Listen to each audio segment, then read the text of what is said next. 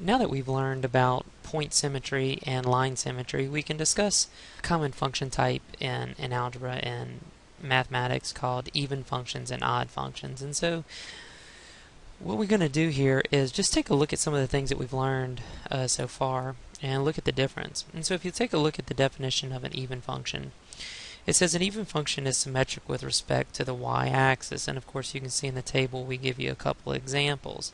Now, if we need to determine if something is symmetric with the y-axis, you can see that we know that f to the negative x is going to equal f of x.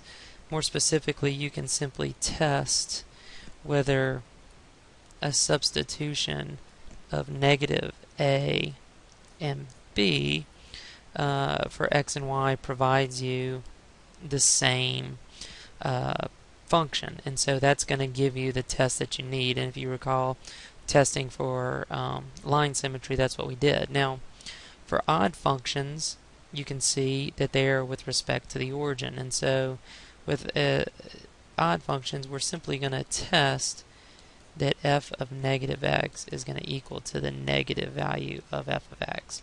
And so we have a couple of tests for the different types of symmetries, but as we go through more and more problems, we'll be spending more time just visually understanding whether something is symmetric to the axis, specifically the y-axis, or if it's symmetric to the origin, and that'll give us the determination of whether it's even or odd. As you move into advanced math and further on to calculus, the mathematical method of determining these things will become a little bit more important. So that's just a brief introduction to even and odd functions. So if we're testing for symmetry, you can then classify these functions.